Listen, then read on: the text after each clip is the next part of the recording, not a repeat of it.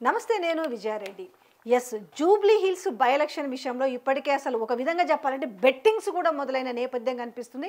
అయితే ఇక్కడ బయట సర్వే సంస్థలు కాకుండా ఏకంగా రాహుల్ గాంధీ మీనాక్షి ఆధ్వర్యంలో సీక్రెట్ సర్వే చేయించినట.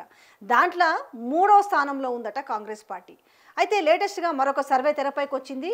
వాళ్ళు కూడా ఏంటి, mood for the public and the people అనేసి ఆర్ఆర్ పొలిటికల్ సర్వే అని ఒకటి మన ముందుకు వచ్చింది. దీని గురించి డిస్కస్ చేద్దాం. మనతో ఉన్నారు పొలిటికల్ అనలిస్ట్ కేఎస్ ప్రసాద్ గారు. సార్ నమస్తే. సార్ నమస్తే అమ్మా. ఆల్రెడీ షురువైంది జనరల్గా అయితే ఎలక్షన్. సరే ఓకే, ఇది జూబ్లీ హిల్స్ వరకు ఓకే, కానీ ఏపీలో కూడా ఆల్రెడీ సర్వేలు మొదలైనాయి. యాక్చువల్గా ఎందుకు ముందు ఒక్క విషయం మాట్లాడుకుందాం, ఇంత తొందరగా అసలు సర్వేలు ఎందుకు మొదలవుతున్నాయి? అంటే మూడ్ ఆఫ్ ద పబ్లిక్ని ప్రతి నిమిషం రీడ్ చేయకపోతే ఏ సర్వే సంస్థలైనా సరే over period of time accumulated నాన్ సెన్స్ని రీడ్ చేయడం కష్టం అవుతుంది. ఇప్పుడు అది ఎలక్షన్ మూడ్ అన్నది టోటల్గా డిఫరెంట్ ఉంటుంది. బట్ ఈ ఎలక్షన్ మూడ్కి ఇన్ని సర్వేలు చేయకపోతే ఆ మూడ్ జస్టిఫై కాదు. కానీ ఇక చాలా టైం ఉంది కదా. ఉన్నాయి, కానీ ఎయిర్ కార్ అక్యుములేషన్ ఉంటాయి. ఇప్పుడు చాలామంది మూర్ఖంగా అంటే సంక్షేమాలు అందే అని ఒక సెట్ ఆఫ్ పీపుల్ ఆర్గ్యూ చేస్తుంటారు. అందలేదు అన్న పీపుల్ వాయిస్ చాలా తక్కువ చేయొచ్చు, వాళ్ళకి మాడ్యూల్స్ లేకపోవచ్చు, ఏదైనా whatever the reasons are. So ఈ రెండింటి కంపారిజన్లో ఎప్పుడైనా సరే ఉదాహరణకి ఒక ముఖ్యమంత్రి వర్సెస్ ఒక ముఖ్యమంత్రి కంపారిజన్స్ ఉంటాయి. అలాగే గ్రాస్ రూట్ లెవెల్లో సంక్షేమం ఎంతవరకు ఫ్లో అయింది, ఎంతవరకు అది సస్టైన్ అయింది, ఎంతవరకు దాని రిజల్ట్ ఓరియంటేషన్, అంటే ఎప్పుడైనా రిజల్ట్ ఎలక్షన్ కదా, ఎలక్షన్ కదా ఓటు కింద కన్వర్ట్ అవుతుందా లేదా, ఈ ప్రాథమిక అంశాలని ఎక్కువగా ఈ సర్వే సంస్థలను బేస్ చేసుకుని చేస్తారు. అయితే ఇప్పుడు జూబ్లీ హిల్స్ నియోజకవర్గం గురించి అయితే ఇక్కడ తెలంగాణలో అసలు కాంగ్రెస్ పార్టీ నుంచేమో ఆల్రెడీ నాకంటే నాకే అంటున్నాను. ఫిరాయింపు ఎమ్మెల్యే కూడా దానము ప్లస్ అంజన్ కుమార్ యాదవ్, లేకపోతే 4-5 లిస్టులో ఉన్నారు. ఎవరికి వస్తుందో తెలియదు. అయితే అధికార పార్టీ కదా, జనరల్గా మాట్లాడుకుంటే అధికార పార్టీకే పెచ్చింగ్ ఎక్కువ ఉంటుంది. ఏదో ఒకటి చేసి కింద మీద పడైనా కూడా గెలిపించుకోవాలి, దాన్ని రెఫరెండంగా భావిస్తుంది అధికార పార్టీ. సో జూబ్లీ హిల్స్ విషయానికి వస్తే మీరు ఏం చెప్తారు? ఇది RR political survey R Ravindra Reddy అని మంచి మిత్రుడు చేశాడు. అతను తెలంగాణలో వరంగల్ కూడా చేశాడు. ఆయన వరంగల్ మోస్ట్ ప్రాబ్లీ రేపెల్లుండిలో వస్తుంది. ఇక్కడికి వచ్చేసరికల్లా ఇది ఫస్ట్ బేసిక్ కంపారిజన్ ఇందాక నేను చెప్తుంది ఏంటంటే ముఖ్యమంత్రులని కంపేర్ చేస్తారు. మన అదృష్టంకి ఈ 10 సంవత్సరాల తెలంగాణలో 2 ముఖ్యమంత్రులనే చూసాం. ఇప్పుడు ఒకళ్ళని 10 సంవత్సరాలు చూసాం, ఇంకోళ్ళని జస్ట్ 18 months దాటి చూసాం. అందులో మా రేవంత్ రెడ్డి గారికి 28.4%, కేసీఆర్ గారు అయితే always meritorious student, second class percentage ఈ రోజుకి కూడా 18 నెలలు బట్టి ఆయన లేకపోయినా 55.68. ఈ తెలీదు చెప్పలేమన్న వాళ్ళంటే వీళ్ళు ప్రజాస్వామ్య ద్రోహుల కింద వీళ్ళని అభివర్ణించాలి. ఎందుకంటే ఒక 18 నెలలు ఈ ప్రభుత్వాన్ని చూసారు, 10 సంవత్సరాలు ఆయన ప్రభుత్వం చూసి ఇంకా తెలియదు అంటే వాళ్ళకి ఏంటి చెప్పాలి? అంటే న్యూట్రల్ ఓటు లేదంటే తెలియంది యాంటీ ఇన్కంబెన్సీని డ్రైవ్ చేయలేనిది. ఇప్పుడు ఈ నియోజకవర్గంలో నాకు తెలిసి ఇందులో ఈవిడ ఒక్కదే కాన్స్టిట్యూంట్, ఇతనికైతే ఎమ్మెల్సీ ఇచ్చారు కాబట్టి ఛాన్స్ లేదు. అజరుద్దీన్కి, ఎవరు మాగంటి సునీతమ్మకి, అలాగే నవీన్ యాదవ్ నాకైతే డౌటే. ఈ లంకల్ దీపక్ రెడ్డి అంటే ఖచ్చితంగా చేతులు దీపం ఆరిపోయే బ్యాచ్ ఇది. కానీ ఇక్కడ జనరల్గా చెప్పడం ఏంటంటే ఈ నవీన్ యాదవ్ అనే వ్యక్తికి ఇస్తేనే బీఆర్ఎస్తో టఫ్ ఫైట్ ఇవ్వగలుగుతాడు, అజారుద్దీన్కి ఇస్తేనే ఈజీగా బీఆర్ఎస్ గెలిచేస్తుంది అనేది బయట ఉన్న డిస్కషను. ఇక్కడ ఈ రిపోర్ట్ చూస్తేనేమో ఇక్కడ ఈయనకు టోటల్గా అసలు ఇక్కడ దీనికి ఇంకో రిపోర్ట్ కూడా ఉంది. ఇద్దరు కాకుండా మన నాంపల్లి కాంగ్రెస్ ఫిరోజ్ ఖాన్ ఆయనకి ఇస్తే ప్రాబిలిటీస్ చాలా ఎక్కువ ఉంటాయని కూడా ఉంది. ఆర్ఆర్ సర్వే మేము ఇనిషియల్ డిస్కషన్స్ లో మనం ఒక డిస్కస్ చేస్తే ఈ మాగంటి సునీతమ్మ గారికి 46% వచ్చే అవకాశం ఏ బేస్ లో ఉందని మీరు చెప్తారు? ఆల్మోస్ట్ 47%. ఫస్ట్ థింగ్ మీకు ఇంకోటి చెప్తాను, ఆడ్ సర్కమ్స్టాన్సెస్. మనం గత ఎలక్షన్స్ని మాగంటి గోపీనాథ్ గారిని కనుక మీరు ఆద్యంతం గమనించగలిగితే అతని మీద డిసెంట్ తెలియజేసిన ఓటర్లని చాలా వీడియోస్ చూసాం మనం, అన్నట్టు కాదంట. కానీ అతను కాంక్రెంట్గా గెలుచుకుంటూ వచ్చాడు. ఆల్మోస్ట్ 2-3 టర్మ్స్ ఒక ఎమ్మెల్యే గెలవడం చిన్న విషయం కాదు ఒక నియోజకవర్గంలో. పైపచ్చు అతనికి క్షేత్రస్థాయిలో అంటే మోర్ పాకెట్స్ ఎక్కడైతే ఉన్నాయో వాటిలన్నింటిలో, అంటే అదర్ మీరు జూబ్లీ హిల్స్, బంజారా హిల్స్ పాష్ అని చూడకుండా మిగిలిన రేమత్ నగర్ కానీ ఇలాంటివన్నీ పరిసర ప్రాంతాలు మీరు బంజారా హిల్స్లో కిందన బస్తీలు కానీ అవన్నీ చూస్తే అతనికి చాలా ఫనామినల్ యాక్సెప్టెన్స్ ఉంది. అందులో ఆయన చనిపోయిన తర్వాత ఆయన దినాలు చేసిన ఒక్కొక్క కాన్స్టిట్యున్సీని నేను నిజంగా పరిశీలించినప్పుడు ప్రజల్లో అతని మీద కన్సర్న్ చాలా ఎక్కువ ఉంది. అంటే ఒక మనిషి కష్టం ఉన్నప్పుడు ఒక నాయకుడు ఎలా నిలబడ్డాడు అన్న దగ్గర. ఇంకోటి అంటే ఈ సునీతమ్మ గారికి మాగంటి గోపీనాథ్ గారి సింపతి ఫ్యాక్టర్ కూడా యాడ్ అవుతుంది. సో ఈ రెండింటిలోనూ ఆవిడకి కాంకర్ చేయడం అంత ఈజీ కాదు. ఇది వీళ్ళందరూ ఈ దీపక్ రెడ్డి అయితే ఆ బీజేపీ కేవలం కిషన్ రెడ్డి రికమెండేషన్తో తప్ప ఇతనికైనా ఇతర మహారాజులు ఉన్నారు ఇక్కడ బీజేపీ నియోజకవర్గం. ఇక్కడ ఇచ్చే అవకాశం ఎక్కువ ఉందా? ఉందని పబ్లిసిటీ చేస్తారు. గతంలో తెలుగుదేశంలో ఎలాగబెట్టాడు, ఇప్పుడు బీజేపీ అని చెప్పి బట్ ఓవరాల్గా ఉంది సింగిల్ అయితే డిజిట్. ఒక అవకాశం కూడా లేదా ఇప్పుడు ఒకవేళ కనుక మీరు అన్న ప్రకారం ఇప్పుడు ఇక్కడ ఉన్న సర్వే రిపోర్ట్ ప్రకారం బీఆర్ఎస్ని గెలిపిస్తే అధికారంలో కాంగ్రెస్ పార్టీ ఉంది, రేపు మా మీద ఇంకింత కక్ష కడతారేమో అనేసి ఇటు సెలబ్రిటీస్ కావచ్చు లేకపోతే బిజినెస్ హోల్డర్స్ అందరు కూడా భయపడే అవకాశం ఉంటుందా? ఏం సెలబ్రిటీస్ కలజోళ్ళు పెట్టుకుని ఓట్లు వేసి వాళ్ళు వెళ్తే ఏటే అవుతుంది వాళ్ళకి, వాళ్ళని ఎవరు ఏం చేయలేరు కదా. ఐడర్ ఏదైనా కలజోడు పెట్టుకుని నాగార్జున ఏమైనా ఆపగలిగాడే, ఐడర్ రంగనాథ్ వెళ్ళి మొత్తం ఇన్కన్వెన్షన్ కూల్చేస్తే అదేమి యాడెడ్ ఫ్యాక్టర్స్ కాదమ్మా. జస్ట్ వేలతో లెక్కెట్టి సెలబ్రిటీస్ని పట్టుకుని గ్రాస్ రూట్ లెవెల్లో ఉన్న స్ట్రెంథనింగ్ సోర్సెస్ని ఎవరు మిస్యూజ్ చేసుకుంటారు? అండ్ రెండోది ఇప్పుడు స్ట్రాంగెస్ట్ అపోజిషన్ ఉంది ఇక్కడ, నువ్వో నేను అన్నట్టు ఉంది అక్కడ.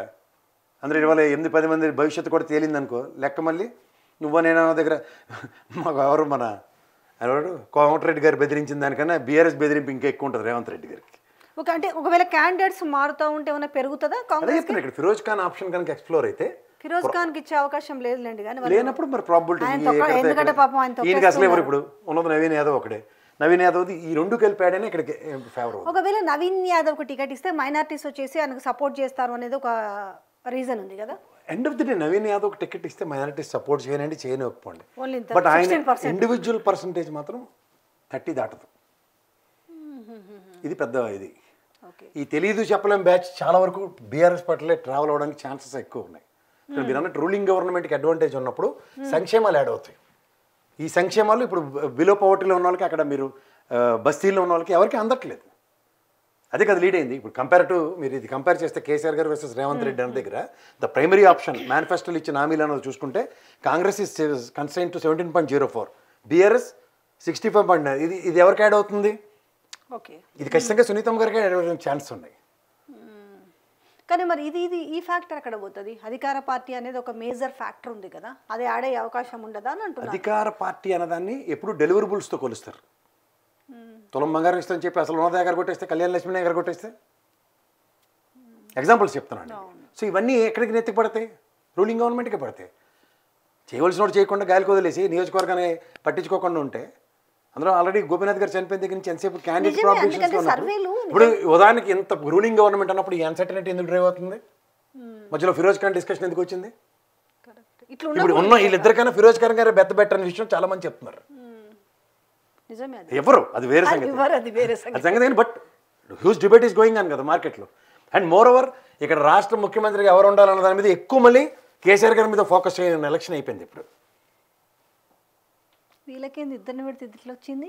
బండి సంజయ్ అండ్ ఈటల రాజేందర్ కూడా ఘోరంగా. ఈయన పాప ఎత్తిపోతల పథకంలో ఉన్నాడు ఈటల రాజేందర్ గారు. ఇంకా ఆఖరి కిషన్ రెడ్డిని చేస్తారు సంతోషించి వస్తే. కిషన్ రెడ్డిని చేస్తే 0.083 ఆంధ్రప్రదేశ్ పర్సంటేజ్ క్యారీ అయ్యింది. సో ఇవన్నీ మీకు ఫ్యాక్టర్స్ ఎందుకు చెప్తున్నానంటే, హామీలు నెరవేర్చడంలో BRS track record and Congress failures.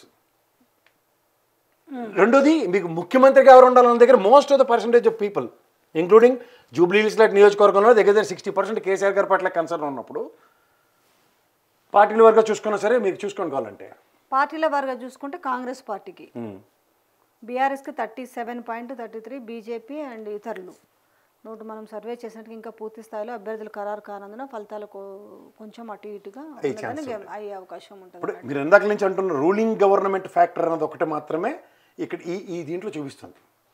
ఇది రూలింగ్ గవర్నమెంట్ దగ్గరకు వచ్చేసరికి ఇక్కడ వాళ్ళకి అధికారవంతాల దగ్గర ఉంటుంది కాబట్టి అధికార గణంతో చేసే దగ్గర వేరియేషన్ ఉంది.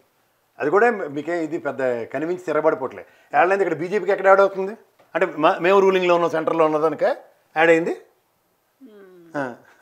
అయితే ఇప్పటికీ ఈ ఎలక్షన్ ఆల్రెడీ పొన్నం ప్రభాకర్ మాట్లాడు, ఇదేం పెద్దగా బీఆర్ఎస్ గెలిచినంత మాత్రాన ఏం పెద్దగా ప్రభుత్వం ఏమైనా కూలిపోతుందని మాట్లాడుతున్నారు. అప్పుడు పాతాలవాడ ప్రకారం ఇచ్చండి,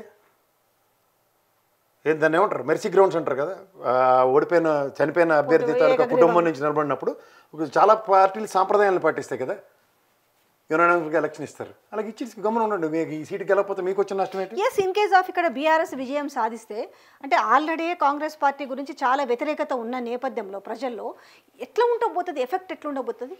గెలిస్తే వాళ్ళకి ఒక మైల్ రే వస్తుంది, ఒక రూపాయి యాడ్ అయినట్టు లెక్క. బీఆర్ఎస్కి కాంగ్రెస్కి బీఆర్ఎస్కి ఉన్న సిట్టింగ్ సీట్ నిలబెట్టుకుంటారు. అంటే ఏం అక్కడ మీకు మళ్ళీ చెప్తున్నాను, పొలిటికల్ వైజ్ గా ఉండే డిఫరెన్స్. మనకి కంటోన్మెంట్ తీసుకుంటే కంటోన్మెంట్ సాయన్ చనిపోయిన తర్వాత వాళ్ళ అమ్మాయి గెలిచింది, సాయన్ కూతురు చనిపోయిన తర్వాత క్యాండిడేట్ మారితే బీఆర్ఎస్కి ఉపద్రవం వచ్చింది. ఇక్కడ ఆ ఉపద్రవం లేదు. లక్కీగా సునీతమ్మ ఇది added flavour for BRS party. స్థానికంగా వీడికి చాలా పట్టు ఉంది కూడా. అంటే ఆ రోజు కంటోన్మెంట్ గెలవలేకపోయింది బీఆర్ఎస్. అంటే దాని తర్వాత కంటోన్మెంట్ క్యాండిడేట్ బిగ్గెస్ట్ మైనస్. అంటే వాళ్ళ చెల్లెలకి ఇచ్చారు. ఎవరికి? ఎవరు లాస్యానందిత వాళ్ళ చెల్లెలకి ఇచ్చారు. ఆవిడ పొలిటికల్ అరంగేట్రం లేని దగ్గర గజ్జల నెగేషలేటర్ ఎవరైనా ఎక్స్పెరిమెంట్ చేస్తుంటే అక్కడ things would have been something else. Okay. So ఓవరాల్గా అయితే అట్లా ఇప్పుడు చూస్తున్న ప్రకారం అయితే ఏం పెద్ద టఫ్ ఫైట్ కూడా ఏం అనిపించట్లేదు. ఎక్కడ అంటే కాంగ్రెస్కి బీఆర్ఎస్ మధ్యలో ఏం పెద్ద టఫ్ ఫైట్ లేదు. ఈజీగా గెలుచుకునే అవకాశం అనేది ఇప్పుడు ఈసారి అన్సర్టనిటీ ఉంది క్యాండిడేట్ విషయంలో. Azharuddin now it's been eliminated because MLC ఇచ్చారు కాబట్టి. అవును. ఎవరు మీ అజంప్షన్ ప్రకారం ఎవరికి ఇచ్చే అవకాశం ఉండొచ్చు? నవీనే మిగిలేడు. ఫిరోజ్ ఎప్పుడైతే ఇవ్వట్లేదు నవీన్ గారికి ఇస్తారు. అది ఫిరోజ్కి ఎవరన్న విషయం అది ఫిరోజ్ కూడా తెలుసలేదు, ఎందుకంటే అది దాంట్లో చాలా కానీ అక్కడ ఈక్వేషన్స్ చెప్తున్నారు. బట్ ప్రాబిలిటీస్ అండ్ పార్టీ అనేది ఆలోచించినప్పుడు క్యాండిడేట్ని క్యాండిడేచర్తో జస్టిఫై చేయాలి. మెయిన్ ఏంటి ఇక్కడ వీళ్ళకి ఎఫెక్ట్ పడ్డది ఏమనుకోవచ్చు అంటే ఓవరాల్గా స్టేట్లో నుంచి పడిన హైడ్రా కావచ్చు, లేకపోతే ఏవైతే మేనిఫెస్టోలో ఇచ్చిన అంశాలు ఇవ్వకపోవడం కావచ్చు, లేదంటే మూసి ఏమేమి పడి ఉంటాయి ఎక్కువ? మూడు తలకాయ నొప్పులే. మూసి భగవంతుడు వచ్చినా ఇప్పుడు ఉన్న పరిస్థితుల్లో దాన్ని ఎవడో ఏం చేయలేడు. అది లేనిపోతే తలకెత్తుకున్నట్టు అయినా. రెండోది హైడ్రా తీవ్ర ప్రభావం చూపిస్తుంది తెలంగాణ పరిసర ప్రాంతాల్లో. సో ఎఫెక్ట్ గ్యారంటీగా వీళ్ళ మీద నెగిటివ్ ఇంపాక్టే కదా. ఇప్పుడు ఎవరికి పేదోడికి 10 రూపాయలు ఇచ్చే దగ్గర చూసే దగ్గర ఉన్న ఇల్లే కోలుకొట్టేసి తర్వాత హైకోర్టు డైరెక్షన్స్ వేసేసి వాళ్ళ కాంట్రడిక్షన్స్ ఎక్కడ జస్టిఫై చేశారు? పెద్దోడు కోలగా డైరెక్ట్గా మురళీమంది అయితే కుదిరేశారు. లోకల్ బాడీ ఎలక్షన్స్ కంటే ముందు ఇదే పెట్టేటట్టున్నారు. దీన్ని చూసుకునే లోకల్ బాడీకి పోయే అవకాశం ఇదైతే గ్యారంటీకి తెలిసిపోయిందమ్మా. ఈ ఈక్వేషన్స్ చూస్తే మీకు it's very clear and evident. అంటే ఇప్పుడు ఈసారి మాత్రం ఈ ఎఫెక్ట్ మాత్రం ఖచ్చితంగా దీనికే ఎఫెక్ట్ ఉంటే లోకల్ బాడీస్లో మరి కేసీఆర్ గారి ఎఫెక్ట్ ఎలా ఉంటుంది? ఇంకా తీవ్రంగా ఉంటుంది. ఆ భయంతో ఇప్పుడు వీళ్ళకి ఓటు కలిసి వచ్చింది 42% రిజర్వేషన్ అంశం కూడా కాబట్టి ముందు దీనికే వెళ్ళాలని. అవునే బీఆర్ఎస్ పార్టీలో బీసీలు ఉండరా? బీసీలకు ఓన్లీ కాంగ్రెస్ పార్టీలో ఉంటారు. నేను రూల్ ఉందా? ఇప్పుడు బీసీ క్యాండిడేట్ కాంగ్రెస్ ఇస్తే బీసీ క్యాండిడేట్ బీఆర్ఎస్ ఇవ్వకుండా ఉంటుంది. ఎలక్షన్స్ లో ఖచ్చితంగా ఒక 2 దానం అయితే వస్తుంది. ఒకవేళ దానం విషయంలో అంటే గెలుపు ఎట్లుండబోతుంది? ఒకవేళ దానంకి ఒకసారి రెండోసారి ఫలితం రాజశేఖర్ రిలేటెడ్ ఎటు చేయలేపాడు, మర్చిపోయాడు ట్రాక్ రికార్డు.